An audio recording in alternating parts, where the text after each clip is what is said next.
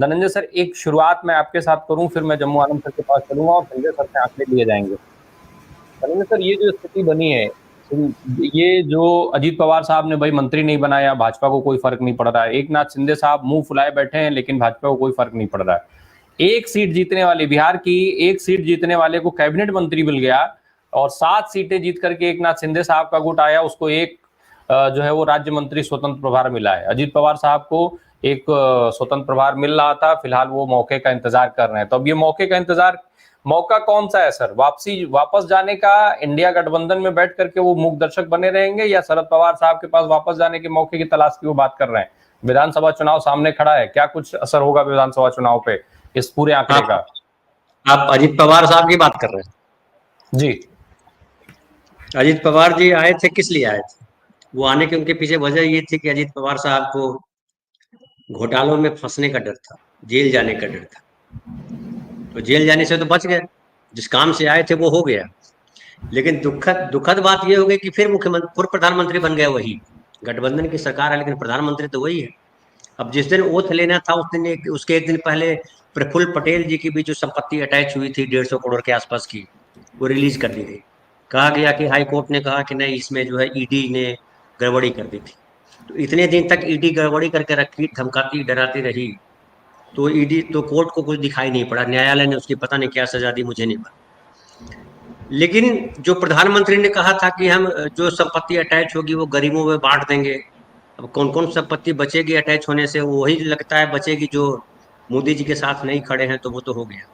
लेकिन महाराष्ट्र में हुआ ये कि जो शरद पवार जी, उनकी प्रमुखता स्थापित हुई, और ये देखा गया कि एनसीपी का आपने चुनाव चिन्ह छीन लिया, एनसीपी नाम छीन लिया, लेकिन शरद पवार जी का चेहरा कैसे छीने? शरद पवार जी ने साबित कर दिया कि हम जो है 80% सफलता दर है।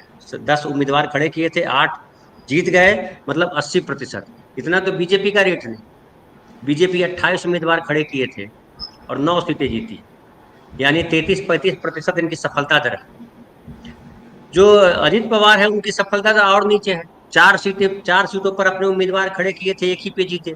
और सुनील तटकरे जो है अजीत पवार के नाम से जीतते नहीं है, उनका अपना कैलिबर है, वो अपना काम किया है उन्होंने, और शरद पवार जी के साथ रह करके उन्होंने अपना बनाया है, तो वो उनकी अपनी जीत है। अब प्रफुल्ल पटेल जी को मंत्री बनाया जा रहा था, प्रफुल्ल पटेल जी राज्य मंत्री नहीं बनना चाहते हैं। ये सारा जो है देखिए, उनका वैल्यू नहीं रहा। बीजेपी के लिए अभी शिंदे ज्यादा इंपॉर्टेंट है बनिस्पत इसके अजीत पवार जी के। और देर सवेर अजीत पवार शरद पवार के साथ चले जाएंगे, ये भी सही लगता है। और ये भी बीजेपी को जो लगता था कि अजीत पवार जी के आने की वजह से हमारी पार्टी मजबूत होगी और शरद पवार कमजोर होंगे, सबसे महत्वपूर्ण ये था कि शरद पवार कमजोर होंगे, वो शरद पवार कमजोर हुए नहीं। तो जो दवाई खाई और उससे फायदा नहीं हुआ तो क्या करेंगे, दवाई को छोड़ देंगे आप। तो अजीत पवार नाम का जो एंटीबायोटिक था वो काम नहीं किया, तो उसको बदल दिया। अब शिंदे जी है, शिंदे जी का काम थोड़ा सा किया है, शिंदे जी को अभी बदलने नहीं जा रहे हैं। शिंदे जी के लिए एक परीक्षा की घड़ी और है, जब विधानसभा चुनाव होंगे। क्योंकि ये जो पार्ट है, खास करके मुंबई वाला, मुंबई में शिंदे का भी प्रदर्शन अच्छा रहा, ठाणे हो या ये कल्याण हो, यहाँ भी एक सीट जीत लिया। जहां अभी मैं बैठा हूँ ऑफिस में, ये वाला इलाका भी एक सीट जीत लिया, 48 वोट से जीता लेकिन जीत गए। तो अजीत पवार की तुलना में तो सफलता बेहतर है शिंदे की। और शिंदे की सफलता मैं इसलिए भी बेहतर मानता हूं कि इस महाराष्ट्र की पब्लिक ने ये तो बता दिया कि शरद पवार असली है और अजीत पवार झूठे हैं, लेकिन उद्धव ठाकरे को नहीं बता पाई पब्लिक कि उद्धव ठाकरे जी आप ही असली शिव सैनिक है, ये शिंदे असली शिव सैनिक नहीं है। ये नहीं बताया है कि पब्लिक, ये एक चिंताजनक बात है मैं मानता हूं उद्धव ठाकरे के लिए। हालांकि उनकी पार्टी के जो समर्थक है वो कह सकते हैं कि भैया आपको भी तो 9 सीट आई और बीजेपी के बराबर खड़े हैं। मैं मान रहा था बीजेपी से बड़े हैं ये, क्योंकि महाराष्ट्र में बड़ी पार्टी थी शिवसेना, और शिवसेना महाराष्ट्र की पार्टी है, मराठी पार्टी, मराठी संवेदना से जुड़ी हुई। लेकिन मुझे लगता है कि बाला साहब ने जो पार्टी को मराठी से जोड़ दिया, हिंदू की तरफ ले गए और सबके माथे पे टीका लगा दिया, लाल टीका, वो घातक हुआ शिवसेना के। और ये जो सीटें कम हुई है शिवसेना की, उसकी वजह ये है। और हालांकि एक अच्छी बात है कि शिवसेना की जो छवि है वो बदल गई है उद्धव ठाकरे वाली, और अब उद्धव ठाकरे के वो मुस्लिम लोगों ने भी वोट किया, मुसलमानों ने भी वोट किया, ये उनके लिए अच्छा है। लेकिन मैं मानता हूं कि बीजेपी के लिए महाराष्ट्र में भी अनुकूल समय नहीं है। हालांकि खड़से जी को बनाया, खड़से जी, एकनाथ खड़से, उनकी बहू को मंत्री बनाया है, लेकिन मुझे नहीं लगता बहुत शिवसेना में या बीजेपी में महाराष्ट्र में अब बचा हुआ है। और अब कैसे करते हैं देखिए, पहले दिल्ली सुधारने दीजिए, उसके बाद महाराष्ट्र पे ध्यान देंगे। लेकिन मुझे लगता है कि अजित पवार और कमजोर होंगे, उनकी पार्टी में जो विधायक है वो जाहिर है वो जाना चाहेंगे शरद पवार की तरफ, क्योंकि महाविकास आघाड़ी में वजन दिखाई पड़ रहा है। जी धनंजय सर, जो महाराष्ट्र से मंत्री बनाए गए हैं, जो 5 मंत्रालय जो दिए गए हैं, जो 5 मंत्री बनाए गए हैं, जिसमें पीयूष गोयल साहब हैं, प्रताप राव जाधव हैं, रामदास अठावले तो चूंकि लगातार एनडीए की सरकार में बने हुए हैं, रक्षा हैं और मुरलीधर हैं। अगर हम इन 5 चेहरों को देखें तो विधानसभा चुनाव के दृष्टिकोण से ये पांचों चेहरे कितने अहम हैं भारतीय जनता पार्टी के लिहाज से, और क्या इन पांचों में से ऐसे कौन से चेहरे हैं जो इंडिया गठबंधन के वोटों को, महाविकास आघाड़ी के वोटों को नुकसान पहुंचा सकते हैं, जिनके चलते इनको मंत्रिमंडल में जगह दी गई है मोदी जी की तरफ से? सर अनम्यूट कर लें, नरेंद्र सर अनम्यूट कर लें। ऐसा कोई नहीं है। अब खड़से हैं, जो एकनाथ खड़से की बहू हैं, उनके बारे में जम्मू भाई ज्यादा बेहतर बताएंगे कि उनके इलाके में क्या प्रभाव है उनका। लेकिन मैं पीयूष गोयल जी को जानता हूं कि पीयूष गोयल जहां से जीते हैं उनका अपना वोट नहीं है, वो आया है बीजेपी के नाम पर के वोट आया है और मोदी जी के नाम पे वोट आया है। क्योंकि गुजराती मारवाड़ी उत्तर भारतीय बहुल इलाका है हमारा मुंबई, ये उत्तर मुंबई, जो जहाँ से पीयूष गोयल जी जीत के आए हैं, तो वहाँ उनकी अपनी कोई क्रेडिबिलिटी नहीं है। और पीयूष गोयल जी में ऐसा नहीं है कि कहीं जाएंगे तो एक विधानसभा सीट को जिता देंगे, वो उसमें उनमें क्षमता नहीं है। बाकी लोग भी जो है, ये जो खुद जो है वो जिनका आप नाम लिया, आठवले साहब का कहीं हर जगह पे चूंकि दलित वोट है तो कहीं 500,000 वोट का इजाफा कर देते होंगे बीजेपी में।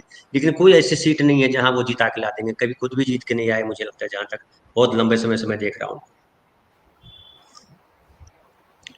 तो महाराष्ट्र में अभी सबसे ज्यादा चिंता बीजेपी के लिए यही है कि कौन है उसके लिए जो जिता सकता है महाराष्ट्र का विधानसभा चुनाव।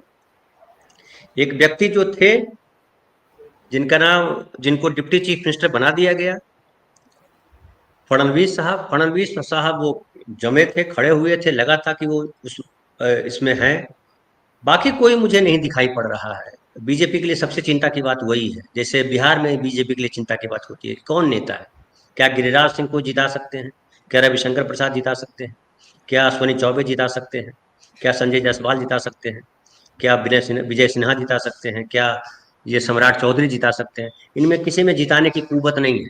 खुद जीत जाए अपने आप में बड़ी बात है, उपलब्धि है कि अरे ये फलाना जीत गए। तो जैसा कि संजय भाई भी बता रहे थे कि महाराष्ट्र में बहुत मुश्किल है फिलहाल बीजेपी के लिए। और ये जो दुर्गति हुई है कि 23 सीट से 9 सीट पर आ गए, ये बहुत बड़ी दुर्गति इसको माना जाना चाहिए।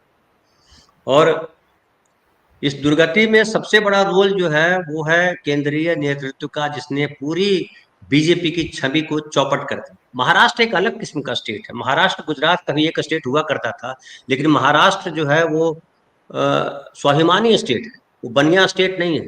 अब ये कोई बनिया जो आपके समाज का है, मैं उसकी बात नहीं कर रहा हूँ कि बनिया समाज अपने इस पे ले लेके मेरे स्वाभिमान की बात कर रहा है, वो जाति की बात नहीं कर रहा हूँ, मैं व्यवहार की बात कर रहा हूँ कि आमतौर पे जो बिजनेस होता है वो अलग होता है, और जो एक पानी का असर होता है कि अपने वो स्वाभिमान पे नहीं खेल सकता, वो स्वाभिमान की बात करेगा, स्वाभिमान से नीचे नहीं उतरेगा। आप देख लीजिए कि प्रधानमंत्री और गृह मंत्री कहते रहे कि जो हमारे जीते दिन मुसलमानों का आरक्षण नहीं हो सकता।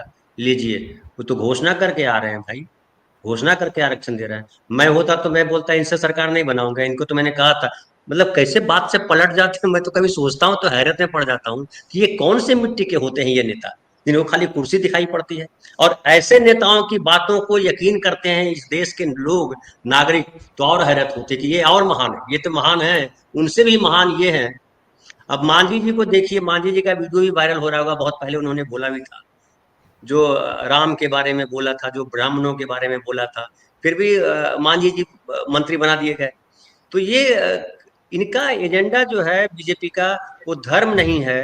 ये धर्म को कुचल करके, धर्म के सर पे बैठ करके, चढ़ करके पैर रख करके सत्ता पाले, इनको लिए केवल कुर्सी है, कोई आइडिया नहीं।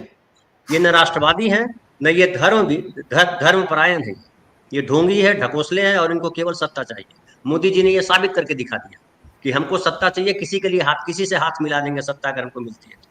पाकिस्तान वाला भी आके कहे कि हाँ हम 10 सीट दिलवा सकते हैं, उसको भी कहेंगे हाँ हाँ बहुत सही कह रहे हैं। ये हालत है इनकी, तो बहुत दुखद है। और महाराष्ट्र में मुझे लगता है कि महाराष्ट्र की जनता इस बात को समझती है कि ये कौन वचन निभाने वाला है और कौन वचन नहीं निभाने वाला। तो अगली बार उनको और झटका लगेगा महाराष्ट्र में। जी।